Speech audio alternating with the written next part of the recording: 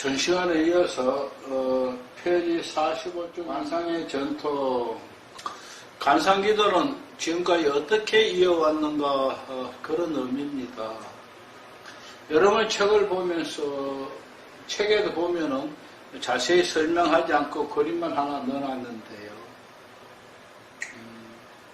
여기에 대해서는 설명을 하려면 한없이 길고 또 분량도 많고 이해도 어렵습니다.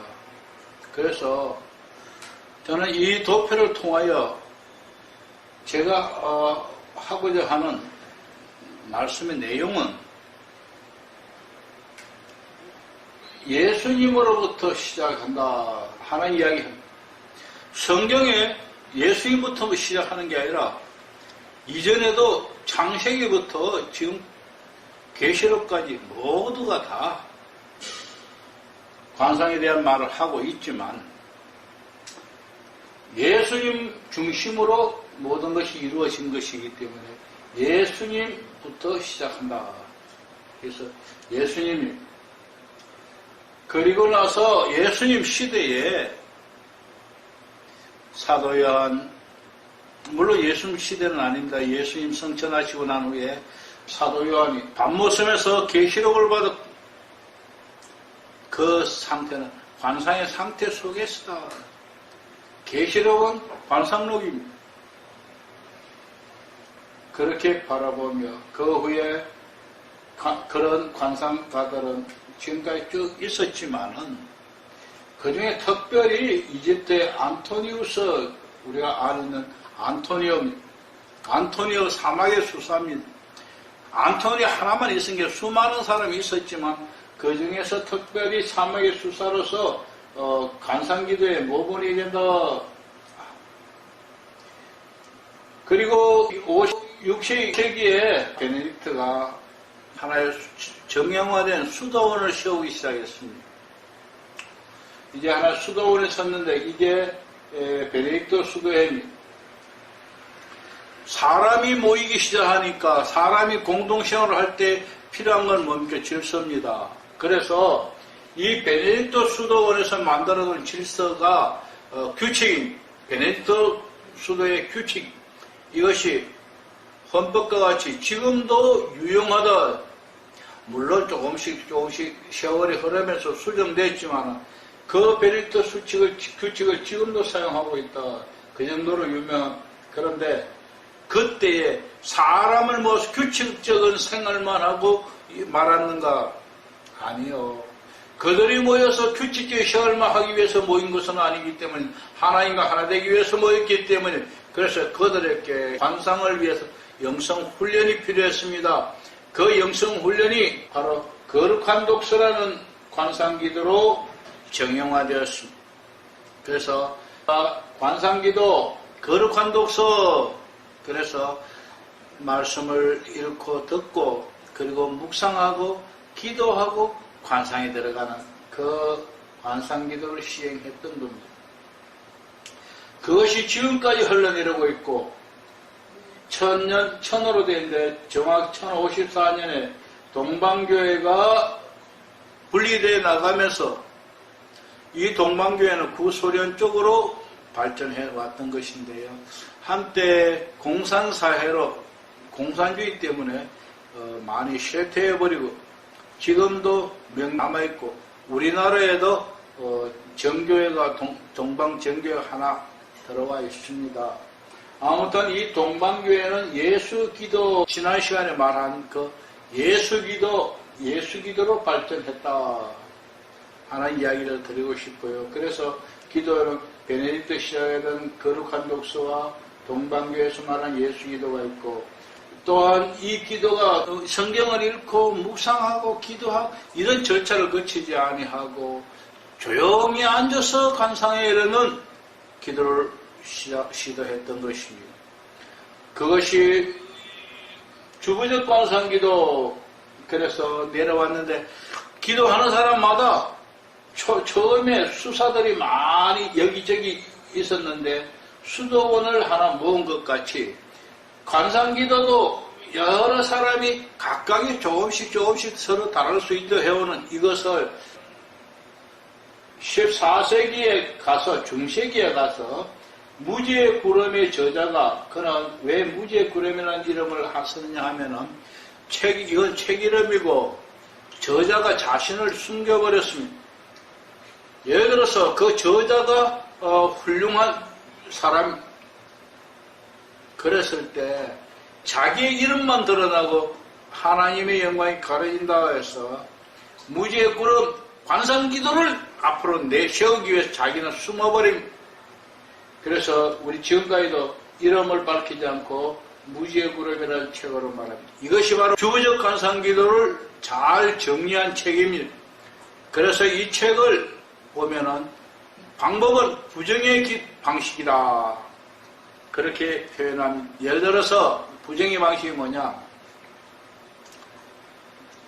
이러이러한 것은 하나님이 아니다. 또 이러이러한 것도 하나님이 아니다. 또 이런 것도 하나님이 아니다. 또 이런 것도 하나님이 아니다. 또 이런 것도 하나님이 아니다. 남은 거 뭐 이 안에 있는 거 이것만 하나님이라는 거 다 부정하고 하나님이 아닌 거 다 부정하고 나면은 나머지 하나님만 남는다. 그러니까 모든 것을 부정하고 버리고 마지막에 하나님만 남는다. 그게 주거적인, 그래서 부정의 기도, 이것이 쭉 내려와서 갈멜 수도의 아벨레 테레사 십자가 요한 시대에 이 기도가 발전했습니다. 그래서 지금 이 기도가 지금까지 가톨릭에서 내려오고 있습니다. 그리고 중간에 종교개혁이 일어나서 개신교는 관상기도가 없습니다.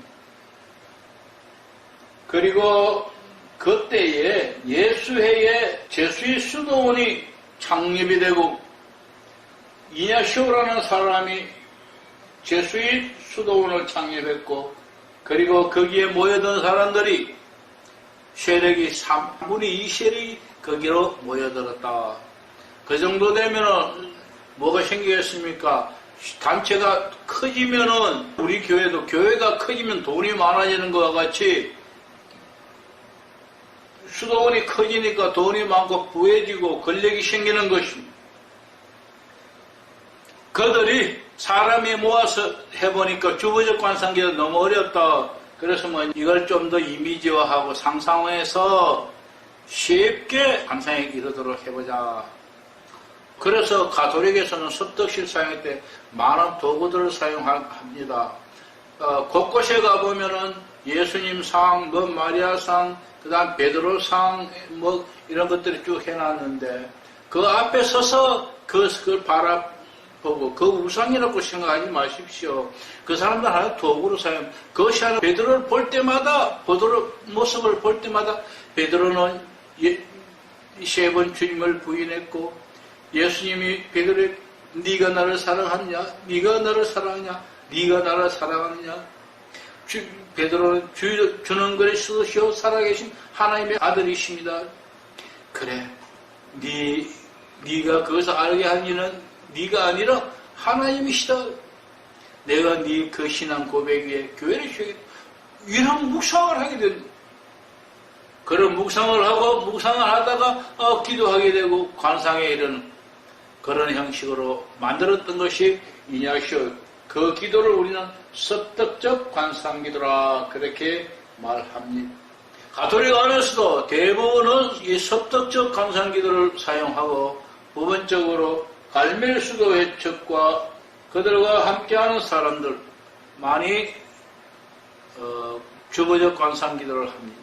갈멜 수도원도 두 개입니다. 개혁 갈멜이 있고 그냥 갈멜이 있고, 그냥 갈멜은 이냐시오파와 한편입니다. 한편이고, 개혁 갈멜이 바로 테레사와 십자가 요한, 아벨라 테레사와 십자가 요한이 이렇게 타락해서 안 되겠다 해서 우리가 바로 돌아가자, 신본주의로 돌아가자, 인본주의에서 신본주의로 돌아가자 해서 역개혁을 시작했던 것입니다. 우리 기독교 종교 개혁한 것과 마찬가지로 그들 안에서도 다시 이 개혁을 시작해.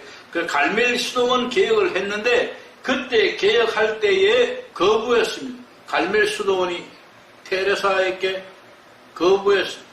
그래서 아벨라 테레사는 안 되겠다. 거부하니까 안 되겠다 해서 나는 여자 수도원을 세우고 십자가 요한이 당신은 남자 수도원을 세워라. 그래서 남자 수도원, 여자 수도원 세워 갈멜 수도원, 개혁 갈멜이라 해서 갈멜 수도원을 세워서 주보적 관성기도 영성으로 하고 있습니다.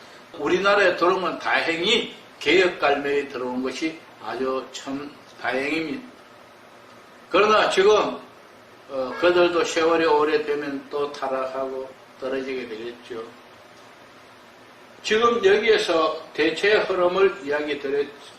제가 이 그림을 그린 주 목적은 바로 종교개혁에 대해서 이야기하고자 했던 것입니다. 개혁자 루터나 주빙글리나 존 칼빈은 수도사가 아닙니다. 그런데 제가 여기 넣어놓은 것은 공간을 띄워서 넣어놓은 것은 종교개혁. 오늘 우리 개신교에는 왜 수도원이 없는가, 관상기도가 없는가 그 이야기 하려고 했던 겁니다. 자, 보십시오. 1517년 루터가 97개 조항을 교회 정문에 붙여놓고 개혁하자 할 때 교황이 눈이나 깜짝 했겠습니까? 저러다가 말겠지. 그런데 이것이 한 사람 두 사람 늘어나고 교회가 늘어나고 세력이 생길 때에 교황도 당황할 수밖에 없습니다. 그런데 루터가 독일어로 성경을 번역해버렸습니다. 당시까지 뭐 했냐? 교황청에서 라틴어 외에는 절대 번역하지 못하게 했습니다.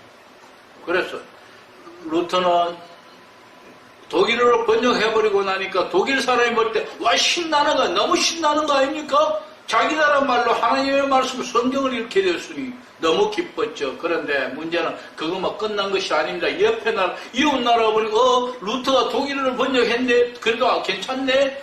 자기 나라도 번역, 이어 서방 국가들이 다 번역하기 시작해버렸습니다. 그런데 번역을 하고 나니까 교황하고는 거리가 멀어져. 교황하고는 이제 적이 된 교황이 탄압하니까 번역한 사람들끼리 뭉쳐지. 결국은 이게 개혁주의가 된 것이. 이것이 결국 기독교가 된 것이. 그런데 이 세력이 커지니까 교황이 당황하고 고민하고 저걸 어떻게 하면 좋을까 고민했어. 그럴 때 옛날이나 지금이나 어디든 사람은 이렇게 잘 비비는 사람이 있어요. 바로 이냐시오가 비볐죠. 뭐라 했냐? 교황의 절대론을 주장해. 절대론. 절대론이 뭐냐 하면은 하나님은 절대자로서 하늘에 계시고 이 땅의 권세는 교황에게 위임했다. 그래서 이 땅의 권세는 교황이 가져 있으면 교황이 절대자라. 교황이 땅의 절대다. 그런데 그 다음에 뭐가 있겠습니까? 땅의 절대자가 말을 하는데 니들이 왜 말 안 듣고 안 돌아오냐? 교황이 돌아오라 했지 않느냐? 절대자가 오류가 1.1에 또 오류가 없는 절대자가 말했는데 왜 안 돌아오느냐? 그렇다면은 너는 부도덕하다. 그래서 도덕주의를 내셔. 여러분, 우리나라에서 성폭행하는 사람들 어떡합니까? 부도덕하니까 전자팔찌 채우고 그 다음에 도덕질 하는 부도덕하니까 형무소 보내고 그렇습니다. 바로 개혁자들은 절대자인 땅의 절대자인 교황의 말도 안 듣고 부도덕한 놈들이 부도덕하니까 잡아다가 형무소 넣고 잡아다가 때리고 잡아서 핍박하고 잡아서 죽이고 이 일을 제수의파 수도원 수도사들이 했었다 이 말입니다. 이제 무엇인가 감각이 옵니까? 아직도 감각이 안 온다면 아직 좀 그런데요. 그렇습니다. 종교개혁은 하루 이틀에 이루어진 게 아니고 100년이 걸렸습니다. 100년 동안에 탄압하고 죽이고 온갖 핍박을 당한 수도원 수사들, 종교개혁자가 개혁을 완성했을 때에 할렐루야, 할렐루야, 우리를 그처럼 핍박하던 수도원을 모셔와서 우리도 수도원을 세우고 그 수도 수사를 모셔서 우리 수사가 그랬겠어요? 참말이에요. 수도원 원수에 탁 잘라버려. 그래서 개신교에는 수도원이 없다고요. 그래서 개신교는 수도원을 잘라버리고 안 가지고 왔던 것입니다. 이해가십니까? 개신교의 수도원이 없는, 그러나 수도원이 없지만은 세월이 지나면서 영적 갈급함이 생겨서 결국은 기도원이 생긴 겁니다. 수도원을 새로 만들 수는 없었잖아요. 그 죽일 놈들을 또 돈 벌 수는 없잖아요. 그래서 기도원이 생긴 거라 나는 생각합니다. 여기서 한 가지 더 생각해야 될 부분이 있습니다. 그러면 개신교는 수도원이 없는데 가톨릭은 수도원이 막 발전했겠느냐? 그 공로를 인정해서 교황이 니들이 참 고생했다 공로를 인정해서 수도원 막 발전시켰겠느냐? 천만의 말씀입니다. 그것이 정리될 때까지 100년 동안은 교황이 엄청 지원을 해서 물질적인 지원을 많이 해서 수도사들은 제수입파 수도사들은 배가 덩덩 불렀어. 배가 불러 먹고 그러니까 나가서 싸우는 거예요. 배불러고 가난하다면 힘없이 가 싸우겠습니까? 풍성하게 주니까 교황의 말을 듣고 와서 싸울 때 어떻게 싸우는지 아십니까? 교황에게 충성맹세를 했습니다. 충성 수사들이 충성맹세를 하고 개신교 개혁주의자를 잡아가듯 그렇기 때문에 개신교에서는 수도사들이 없습니다. 수사도 없습니다. 수도원도 없습니다. 그러나 가톨릭 안에서는 명맥은 유지되어 왔습니다. 중요한 문제입니다. 이건 정치적인 문제. 교황이 이제는 보니까 이냐시오파가 엄청 커졌는데 가만히 교황은 그냥 여기 그러시면 사람이 아무도 없어. 만약에 문제가 생길 때 3분의 2 세력이 개혁자 떠나고 이제는 거의 세력이 다 이냐시오 세력이. 이냐시오가 나가라 하면 교황은 나갈 수밖에 없습니다. 교황 선출을 어떻게 합니까? 3분의 2 투표만 얻으면 되는 겁니다. 그런데 지금 이냐시오 세력은 오히려 3분의 2가 넘어요.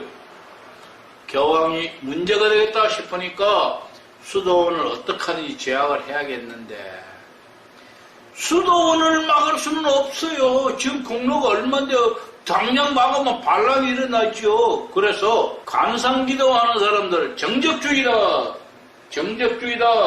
뭐 이런 주의다 저런 주의 쉽게 말해서 이단이다 사입이다 이단 사입이로 몰아서 관상기도 영성을 죽여버렸어. 그래서 어떻게 했습니까? 아벨라 테레사 십자가 요한을 형무소 보내고 그 책들을 다 불태우고 그런 일들을 해왔습니다. 그래서 중세기 후반에 관상기도가 가톨릭 안에서도 쇠퇴했습니다. 명맥만 유지해왔던 것이 그러다가 근세에 와서 아벨라 테레사 다 성인으로 인정하고 그를 교회 박사로 인정하고 십자가 요한을 성인으로 인정하고 그를 교회 박사로 인정하고 그의 불태웠던 책들을 다시 쓰기 시작. 그래서 관상기도가 근세에 와서 부활해. 가톨릭에는 명맥을 유지하다가 지금 부활한 개신교회는 아직도 없습니다. 저는 이 역사를 알기 때문에 십자가 요한 아빌라 테레사의 때 부흥했던 주부적 관상기도를 다시 부활하고자 합니다. 다시 부활해서 우리의 영성을 중세기 그 이전부터 내려오던 주보적 관상기들을 통하여 우리가 하나님과 교제하고 우리 생활이 삶이 변화받았어. 이 땅에서 무엇을 하든지 먹든지 마시든지 주의 영광을 위해 살아가는 성도가 되기를 바랍니다. 여러분도 그렇게 되기 바랍니다. 저도 그렇게 하기를 원합니다. 관상기도하는 모든 사람이 생활이 사람이 마음이 바뀌고 생각이 바뀌었어. 그 온 생활이 바뀌기를 소원합니다. 감사합니다.